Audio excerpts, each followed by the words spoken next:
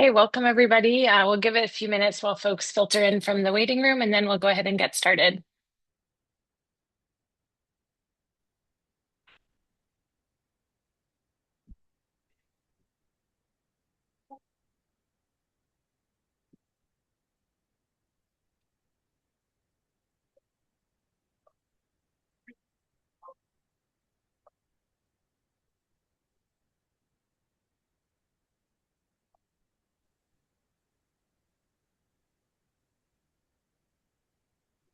Okay, it looks like our numbers are stabilizing, so I'll go ahead and kick us off so we can maximize the use of our time. Good afternoon, everyone. Thanks for joining us. I'm Louise Bedsworth. I'm Executive Director of the Center for Law, Energy, and the Environment, or CLEE, at UC Berkeley. We are a research center in the law school at Berkeley, and we are focused on developing practical and effective solutions to some of our most challenging environmental problems.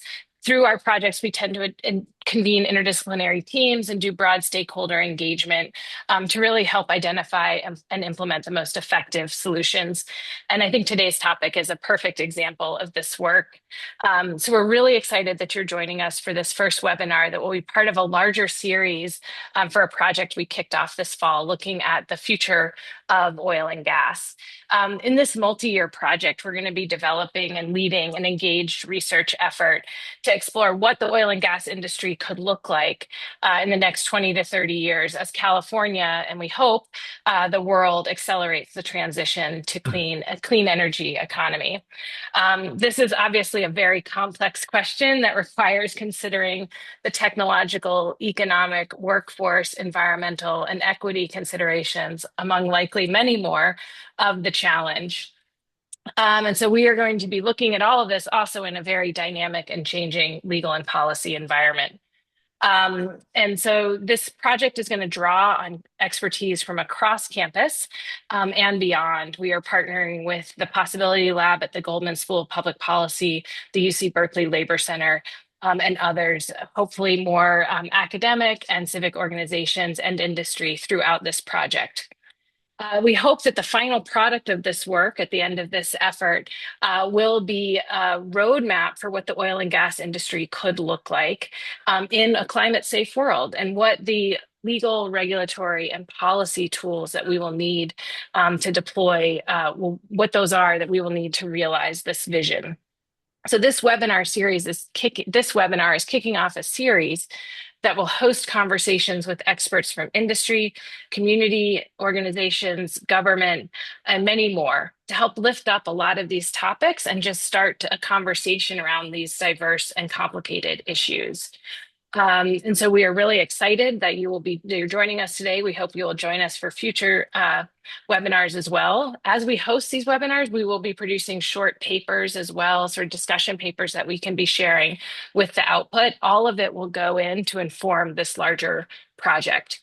This project is supported by the Clean Break Fund, and I want to thank them for the opportunity for us to take on this work and engage in this timely topic. So I'm now going to introduce Darian Sturges, who is leading this work for us at CLEE.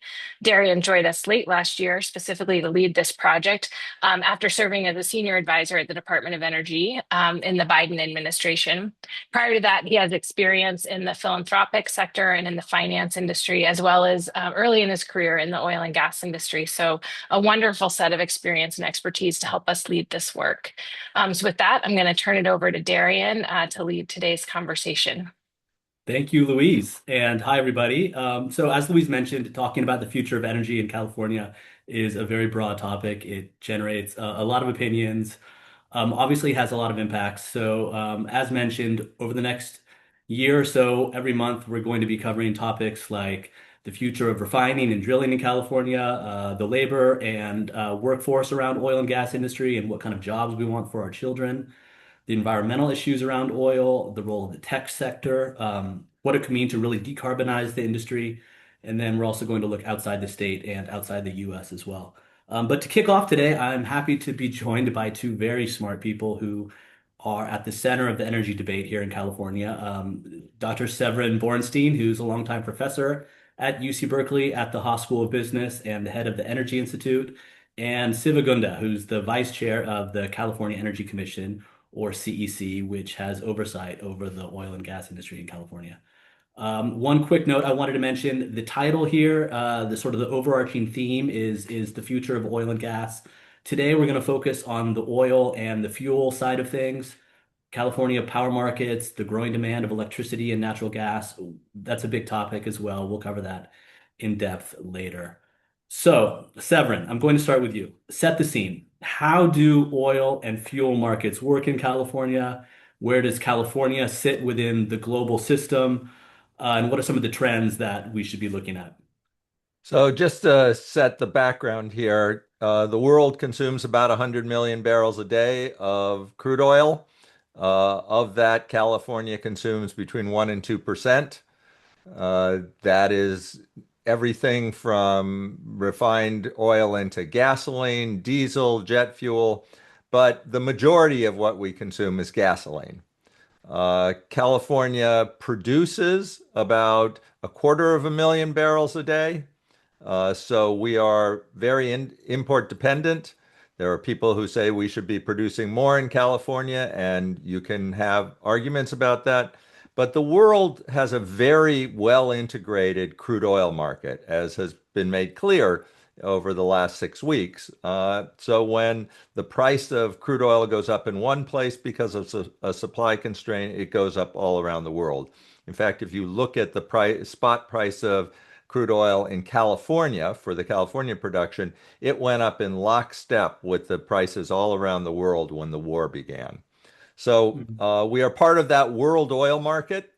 There's really nothing we can do to avoid that, and short of very heavy-handed interventions like forbidding U.S. exports of crude oil, which I think are not likely to happen. Mm. Once we get downstream from the crude oil, we are consuming a lot of gasoline, uh, diesel, and jet fuel.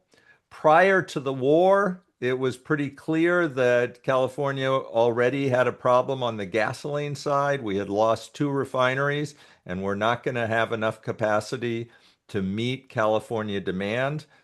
That's okay. There are lots of areas of the world that don't refine as much gasoline as they consume. They import it. California doesn't have a pipeline to import it, but we do have an ocean that over which we can import quite a bit of fuel. One of the challenges is getting ready and making sure we have enough import capability, the port space, the pipelines, the storage to make that work smoothly. Mm. Prior to the war, California was awash in diesel. The refineries can can flex their share, the share they produce of diesel, jet fuel, and gasoline a bit, but there was no way we could ratchet down the diesel enough, given the fact that the California diesel market has just been blown out by the growth of renewable diesel made from Mm. renewable sources. And so we had much more diesel than we needed. Uh, that wasn't true of jet fuel, although it's very close to diesel. We still were not overproducing jet fuel. I'm not exactly sure what the trade balance is there. Siva might have a better idea than I do. Uh, so California uses a cleaner burning blend of gasoline, which has since 1995 has really helped clean up air quality, but is separate from the formulation the rest of the world uses, but not separate from the formulation the rest of the world can produce. There are places all over the world that can produce our gasoline. We just need to make sure we have the facilities to uh, bring it into California. Uh, That- and I think that, well, I'll say one last thing. We also, beyond the burning a separate gasoline, we have higher taxes than the rest of the country does. We have larger environmental fees, our cap and trade program, our low carbon fuel standard, and all of that raises the price of our gasoline. Together, those taxes and environmental costs raise it about $1 a gallon relative to the rest of the country. On mm. top of that, for the last 12 years, we've had a mystery gasoline surcharge, as I call it, an extra amount that appeared in 2015 and that we don't have a good explanation for. Thanks. Siva, I want to bring you in. So, in your role at the California Energy Commission, you sit at this interesting vantage point where you have to balance all of these interests, the consumers, industry, cities, state policymakers. Can you talk about your mandate and the big challenges the state is navigating? Yeah, and thank you, Darian. First of all, thanks for inviting us, and to the team CLEE and everybody who's attending. I think let me pull back just a tiny bit from what Dr. Bornstein just kind of shared in terms of the context. So I think the mandate for the Energy Commission broadly on energy is ensuring that the transition has clean, reliable, affordable, equitable, and safe journey from now to through 2045. I think there is a very strong agreement across the state agencies following from the CARB scoping plan that we are kind of moving towards our carbon neutrality goal by 2045. The question for us then is from point A to point B, how do we ensure that we are maximizing our ability to accelerate towards clean journey while keeping the system reliable, affordable, and safe? So that's the challenge that CEC has been specifically looking at over the last couple of years. And whether we talk about the electricity system, natural gas system, or petroleum system, we're at different kind of phases of transition. If you think about the electricity system, I would say we are at a late transition. So you have about 100 gigs of installed capacity in California. 60 of that is clean energy and storage. So you're kind of like well ahead in that journey. I would say natural gas system journey is still at the start of kind of bending that curve. But as you look at the petroleum, we call it as like we're right in the mid transition, where we Mm, have declining demand. So the demand has peaked in 2017 in California, and we're losing anywhere between 1 to 2% of demand. Um, but but we need the refining capacity or some way of sourcing supply because the alternate technology we are relying on in terms of EVs and others is still not the majority yet. So you need to kind of like make sure that the transition is happening in a way that we have reliable and safe fuel. And to Dr. Bornstein's point, I think you know, we can go from point A to point B in a variety of modalities, right? So, but you can think about two edge cases. And one edge case is we're looking at a strategy where you have a really strong import infrastructure that's mhm, proactive. So you can think through, to the extent that there are refineries out there in the world that can produce carbob, you have a way to signal to them that there is demand in California and have a mhm, robust import strategy. And the other side of the edge case would be always kind of having more refining capacity in California than the demand. So mhm, either of those paths have trade-offs, and the trade-offs are around labor, community burden in terms of air quality, city general fund burden. So these are the pieces we are looking through, and I think the big part that we have to get on the same page and build trust around is what is the path we are choosing from here to there. What is the mhm. transition plan look like? And I think that's the hardest part we're working on right now. Eh, Following on that, how soon do those decisions need to be made? If you ask Dr. Bernstein, we are at T minus 3 years behind. So, I, um, yeah, so when looking at it specifically from a consumer lens, you mentioned the trade-off, especially between things like reliability and affordability, and sort of the broad state environmental and climate goals. Generally, where do California consumers fall in that let's call it a triangle? yeah, and I think in different affordability cases, I think we fall different places. In terms of prices, just pump prices, we are generally second or third in the state in the country. Uh, but as a household, if you think about how many miles people travel, we're generally a little lower than that. We could be probably about 20th on the gasoline usage by household. So, but the main pain point the consumers feel is really when they are filling their gas, right? So when you take that into account and think about the willingness to pay for our kind of environmental journey, you're seeing this dichotomy where majority of Californians really want to press forward with the environmental goals we have, but also you're seeing in the polling that people are less interested in paying that extra premium for the clean energy journey compared to 10 years ago. Hmm. Severin, let me ask about something that both of you have referenced. Looking both at the present and the future, is relying on imports a viable strategy for California? You're on mute. I'm sorry about that.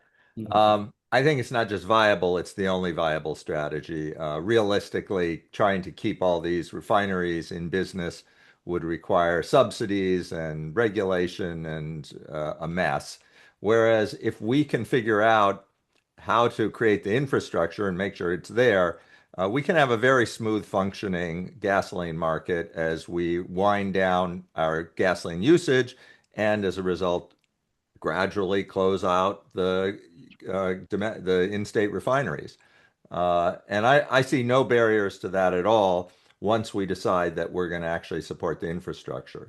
The private market is already doing this, as many people here may have heard that just this week, Kinder Morgan announced a successful open season for building a new gasoline pipeline that would connect in Phoenix to a pipeline that exists and reverse the flow into California so that it would flow Mhm. into California.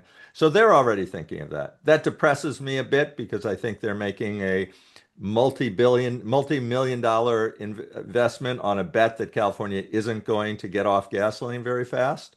I hope we prove them wrong and they lose a lot of money after they make the investment. But I think that they also are working on how do you do imports. I think that is really the only strategy that we have if we are going to wind down usage. And on the crude side? The crude side, we're already importing three-quarters of the crude we need, or more than three-quarters of the crude we need, and that's going to continue. We can argue about whether California should drill for more oil and what the benefits are, which is economic activity and jobs, and what the costs are, which includes environmental costs. But nobody seriously argues that California is going to have lower gasoline prices because we drill for more oil. In fact, the oil companies are the first ones when the price pops up. The oil companies in California, the first ones say, we're not doing it. Oil prices are set in the world market. And it's absolutely true. They just then turn around and out of the other side of their mouth say, well, but we need to drill for more oil to control gas prices. Drilling for more oil does create economic value, but it is not going to help consumers at the pump. Hmm.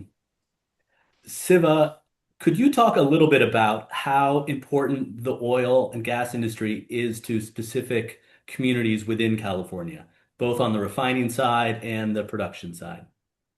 Yeah, absolutely. And I think, it's just kind of also teeing off of the question from Dr. Bernstein on the imports. And I think it is really important for us to recognize that California has structurally shifted from a long position to short position, starting about 5 years ago. So Mhm. with the two refineries in the north that have converted to renewable fuels, and more recently closure announcements of two, we are really now an import state. About 20% of our refining fuel is coming through imports. And I think it's kind of an inevitable situation where you have to plan for the imports no matter what, as Dr. Bernstein's saying. And it's important for us to then think about, and I'm going to connect this to the question that you just asked, Darian, is that if we are going to move towards imports, there are absolutely certain things we need to make sure are there, that there are enough molecules in the world, and and then there are enough vessels to bring them into California, and there is enough dock space and then storage tanks in California. The answer is you have all of them. It's about making sure they're working in a way that the imports can keep the prices, stable. So that's just kind of that question.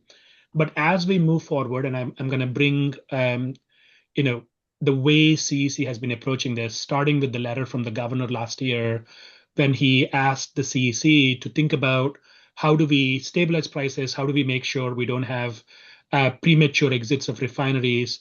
We started pulling together a roundtable with stakeholders that includes environmental justice, environmental groups, academia, labor, industry, all together in the same room with some state agencies. And this is where the trade-offs question comes in, right? So as you think about if you reduce the overall oil production in California, there is a very good benefit in terms of local health and air quality and such. But at the same time, you also have impacts on labor, the local governments and counties that have been relying on these monies. And it's important for us, regardless of which path we go, recognizing that there are trade-offs and the state um, becomes a part of solving for those trade-offs. For example, when you lose a refinery like the one in, um, you know, I just won't name names right now, but if you lose a refinery, you're talking about 400, 300 to 400 employees. And when those employees suddenly kind of they get these notices, it's important for us to think about what is the pathway for labor transition. If it hits the general Mhm. fund of the city, how do you proactively plan for the city to be able to absorb that rather than reactively deciding what to do? And I think it goes back to your earlier question. It is really important for us to have a very thorough transition plan that maps out how each of these elements are going to move forward and how do we support each of the stakeholder groups and their interests. Severin, so the net zero scoping plan that was released by the state government, CARB, in 2022 envisioned an 85% decline in oil consumption by 2045. Do you think that's viable? Well, I'm not a futurist, but it does seem like it's quite possible in the light duty transportation area. In fact, I think we will get there. As you get into heavier transportation, it gets harder and harder. We don't really have a good solution for heavy trucking right now, but I can see that we very well could. Uh, Trucks last a long time, so that turnover is going to take quite a while. And then jets. And we really don't have a solution for jets right now. The only alternative that is really being talked about seriously is what's called sustainable aviation fuel, which is not really sustainable and not really a very cost-effective aviation fuel. So I think that we could very well get to an 85% reduction in oil demand, but I'm not sure. But oil demand's not the issue. GHG emissions are the issue, and I think that's going to be a very difficult lift with aviation. And frankly, I think that the cost impact, the trajectory we're on, is not one to get there by 2045. And let me just say, look, we have been trying to reduce transportation fuels GHG emissions for a long time, and there have been a lot of alternatives out there. And people look at electricity and solar and wind power and think, oh, everything comes down in cost. Everything doesn't come down in cost. The second generation biofuels that we were supposed to be largely using by now, according to some, just haven't panned out well. And batteries have gotten cheaper, but not cheap enough to run a plane on them yet. So it's a real challenge. It's one that I wish the federal government were putting more effort into, but under the current administration, I think that's unlikely. Siva, back to the supply side. So a number of countries, New Zealand, the UK, Mexico, either have or are strongly considering loosening regulation around oil and gas production. Last fall, California passed SB 237, which, among other things, accelerated the number of leases available for drilling in California. Is there a world where California looks to actively increase in-state production? I ask this as sort of an energy sovereignty, energy security, geopolitics question, not only the economic development lens. Right. No, absolutely. So I think it's good to kind of reflect on the Iran war as an example for this particular situation. So again, I'm not disagreeing with what Dr. Bornstein said in terms of the viable strategy for the long-term transition requires a huge amount of imports coming into the state. So here's kind of the general question I get asked during the Iran war. Are we going to run out of molecules very regularly? So when I think about the sourcing of California molecules, whether they're crude or refined fuels, we have a lot of dependency on Asia.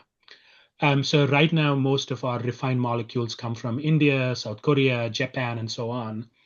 And they have a dependency of crude oil from the Middle East. So it's kind of like a contagion that kind of flows from the Middle East all the way to the West Coast. So the question is, again, to Dr. Bornstein's point, I don't think you could increase the amount of production in California, you could increase the amount of refining in California and be insulated from price impacts. I don't think we can do that. It's a globally integrated market. The question is, under an extraordinary situation, like if the blockade goes forward for another 30 days, and if South Korea, China, India decide to put a cap on their refined fuel export because they just can't provide it, then we get into the situation of can we source enough molecules to patch the last 20%? The supply demand dynamics say the prices will go high enough to reduce the demand to recalibrate that. But I think those are the kind of edge cases that we really need to think through in terms of connecting it to it's not a price issue, it's under these extraordinary moments, it's a molecules issue, given that we have an exposure to geopolitics and geopolicies and what other countries will do will have some impact on us, and we need to recognize that and plan for that. Yeah, if I can just weigh in, and Commissioner Gunda has raised this concern that many people have talked about in Asia with getting our imports from Asian refineries. There are two things, though. I think that planning our entire energy strategy and certainly trying to be energy independent in order to avoid a scenario that is both extremely unlikely and I think actually not stable, even if we did see this happen. Think through for a moment what would happen if South Korea said, we're not going to export any more gasoline to California.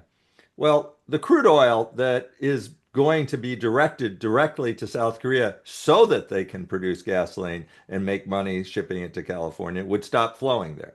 It would start flowing elsewhere. The oil industry is remarkably good at logistics.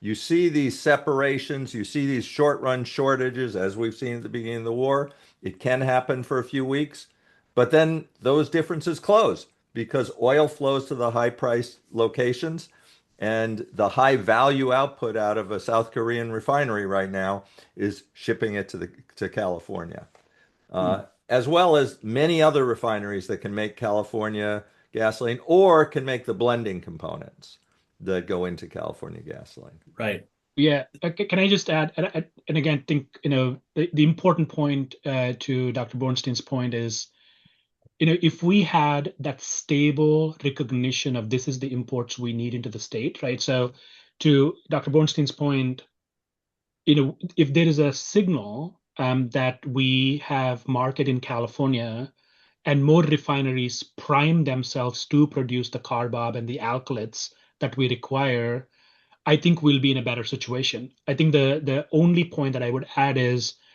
if a given refinery is trying to produce different types of fuels, there is a lag time, and that lag time has to be counted in restabilizing, the new norm. And I totally agree that the industry since the Iran war has shown incredible kind of versatility of moving the fuel, right? So they moved away from Strait of Hormuz to more of the pipelines out of the Saudi Arabia. So they'll figure things out, but the thing we need to be able to do is like a consistent signal. So if we don't send a consistent signal, and one of the things with the war has been one day there is a blockade, one day there isn't, one day we are going to stop the war, another day we don't. And that uncertainty makes it really hard for the industry to stabilize alternate pathways. I think we'd be remiss if we didn't talk about the role of climate and climate targets in the California energy story. Could you spend a minute discussing that? I know Dr. Bornstein raised the price impacts a bit. Are you referring this to me or to Commissioner Siva, Gunda? if you want to continue, but Dr. Bornstein, if you have thoughts as well, I'd love to hear it. Uh, After you, Vice Chair Gunda. yeah, I mean, actually, I just added my thoughts on that, Dr. Bornstein, if you want to kind of provide some comments and I Well, can tee off of you. Yeah. yeah, so we have, we have a number of programs in California. They do raise the cost of fuels. The cap and trade program currently raises the price of gasoline somewhere around 30 cents a gallon, 25 to 30 cents. The low carbon fuel standard has an impact far smaller than that, but could go up. And we have also made some real investments in electric vehicles and electric vehicle charging stations and so forth. These are not costless. And obviously, California's attempts to address climate change are not for the reason that we are going to end the wildfires or end climate change. They are for leadership. California produces less than 1% of the world's greenhouse gases. We are doing this to show it can be done so that the rest of the world will follow and will also invent new ways to do it so that we all can get off greenhouse gas emissions. And Let me turn I let me think turn that to, that's to the important. It's worth it. what about the upstream side of things? Crude production. Can crude oil be clean? And without getting into the weeds of carbon intensity or things like that, what I'm getting at is oil that's produced in California or New Mexico cleaner than oil produced in Brazil or Iraq or Okay, so Russia? let me just start with the figure that everybody has to know. 85% of the greenhouse gas emissions from driving are coming out of your tailpipes. Everything else upstream is the other 15%. So when we start talking about which oil is cleaner than which other oil, yes, we should think about that, but we should recognize that most of what's happening is happening from tailpipes. California does regulate greenhouse gas emissions and price it in ways that help give us cleaner production. But California, because it's what nature gave us, is producing crude oil that is actually higher carbon intensity than many other sources, not all other sources. Venezuela is just as dirty. But I think we can get to cleaner production.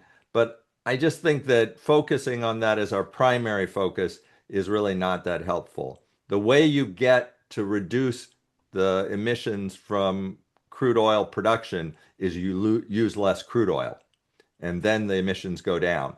Trying to sort of work around the edges to lower the emissions per barrel is I think second order.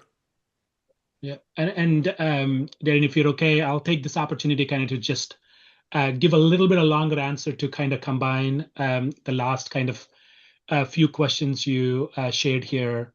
So I think just on the climate goals, right? I think it's really important to recognize, as Dr. Bornstein mentioned, um, we live in a democracy, and the state of California, the people of California, and our general leadership has an agreement that we not only want to be a leader in for the rest of the world, but also address local air quality issues, particular issues, all sorts of stuff, right? So anything we are doing today in terms of climate, air quality has had a very strong consensus across Californians to do this.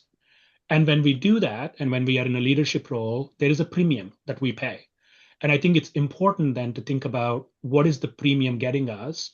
And the premium is getting us better equity and air quality and better health outcomes compared to 1970 smog in LA. I think that's an important point.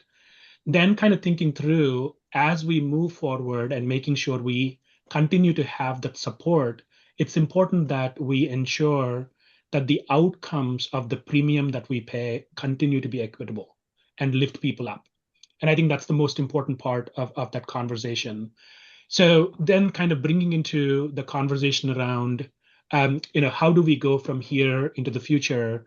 Like I always think about, I think this is actually a discussion that Dr. Bornstein, when I was taking the class from him a very, very long time ago, I don't know if he remembers, we talked about, externalities of our energy system, right?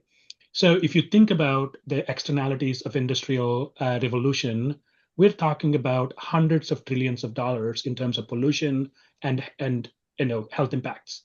And I think what we haven't been able to do from early on is to kind of capture some of that for the energy transition. So we are now at the point where we are really kind of dealing with a reactive situation. And I want to acknowledge the impact of COVID. The COVID really did accelerate a kind of the industrial transition, both globally and in California.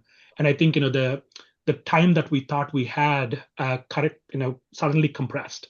So it's really important for us to think about as we move forward, how do we protect the different stakeholders, different interests, to make sure this transition becomes very equitable. To that end, we cannot deal with one refinery or one asset at a time in a reactive basis. We need to have a long-term plan and double down on that long-term plan. And it requires us not only to make sure we have the plan for the decline of the fossil fuels, but also the investment necessary for doubling down on our clean energy goals and the transition goals for the communities and labor. I'm reading the questions from the audience, and I want to combine a few that are similar, and they're around coordination. A couple of questions from people in Kern County talking about both SB 237 and AB 3233, which is trying to phase out extraction operations, while the state has been giving mixed signals. So, how do you think about this tension between local governments and the state governments? And then the second part of this question from another person is, what about coordination between California and other states in the region?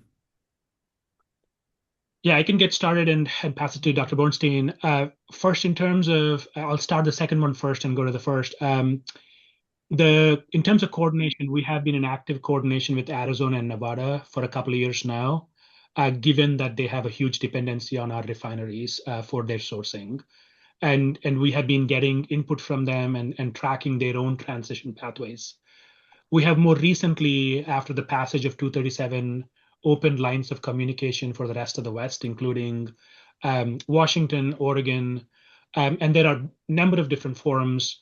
And we're really thinking through how does the West plan this together. So I think, in terms of coordination, it's active, and there are opportunities for us to harmonize our planning. On the first one, I think for 237, in terms of the total, kind of the well permits, as you mentioned before, 237 specifically talks about as long as a particular application from Kern County for oil drilling is consistent with the Kern supplemental EIR, then that is kind of, essentially, meets the requirements for the CEQA. So I think the reason why, again, when we look at the upstream drilling, really want to recognize this for a second, the importance of it. Everywhere when we developed refineries across the globe, and certainly California, it was specifically developed for the local crude. And while some of the refineries over time have figured out how to create, quote unquote, the synthetic blend by mixing different crude oils to have the necessary blend for the refineries, not all have done in California.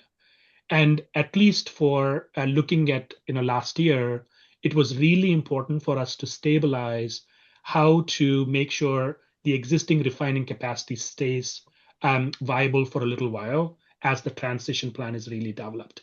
And I think I just want to note that was the important reason why the 237 bill was passed. But also it's important, the cap and invest also passed at the same time, and that is doubling down on long-term transition. So neither of them are mutually exclusive, but it's an and. We need to do both.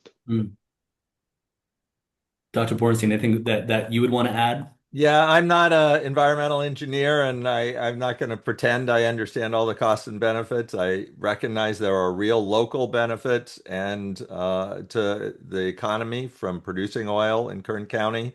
I would not be in favor of a sudden stop in oil production. I think that that's exactly the sort of thing that would cause economic disruption. But I also do think that the oil industry is remarkably good at pivoting and figuring out how to make the products from different blends and different crude oils, given some warning. And so they are going to figure out, they're going to look at the economics of continuing to produce at given refineries.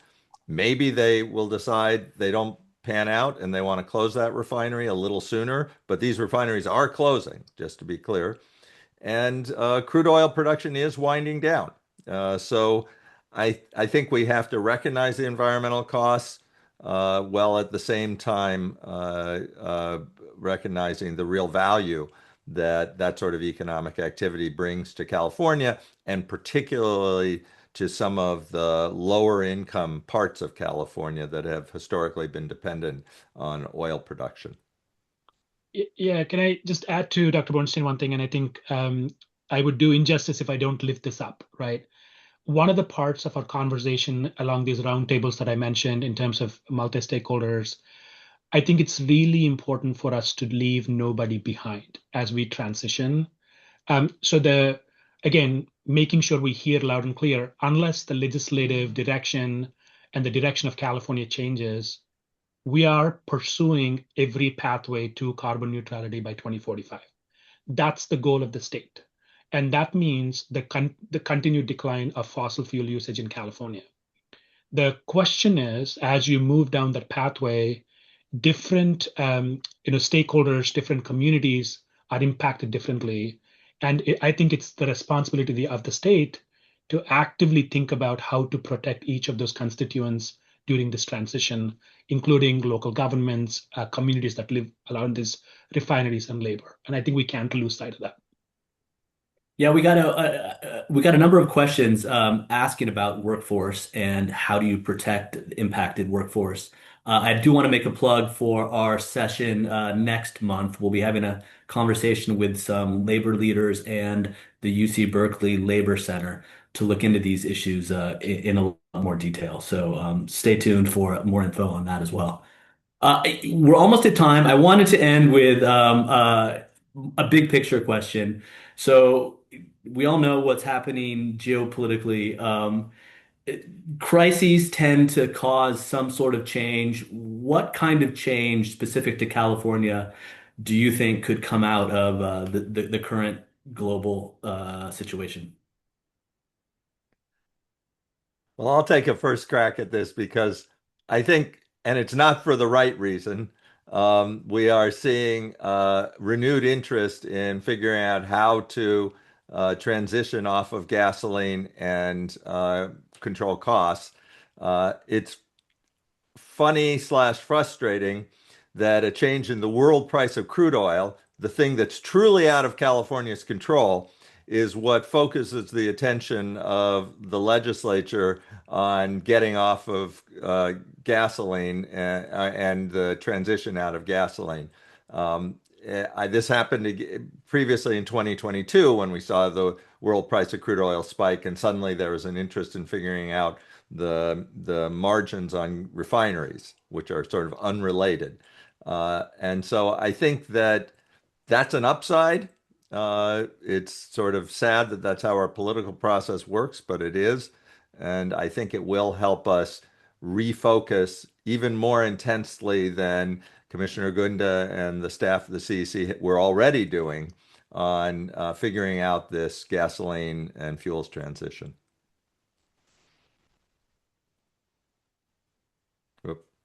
Yeah, I just want to add quickly. So I want to like lean on what happened in 2020 when the lights went off in California. When the lights went off in California, Californians as a whole were not okay with lights going off in California. And so what we do during crisis is trying to figure out every way to solve the problem. And if we solve problems in crisis, oftentimes if you look at how the leadership plays, you do not have a lot of equity. You don't have a lot of procedural equity in developing solutions. You want quick fixes. And precisely it's the time when we all need to reflect on what the true goals of the state are. So, given what Dr. Bornstein said earlier, California is a leader, whether we like it or not. And when we think about leading, there's a couple of different lenses we could use. We could lead with vision, we could lead with values, or we could lead with fear, or we could lead with positional power or relational power. So I think it's really important for us to take this moment and really build trust to ensure that we all have a common vision on how we move forward and double down on that common vision. And I think the long-term journey of 2045 is not only viable but achievable. It's about making sure majority of us, if not all of us, are on the same page in how we get there. That's a fantastic point to end. So I want to thank you both for joining us. Dr. Bornstein, Siva, thank you. And to the audience, please uh,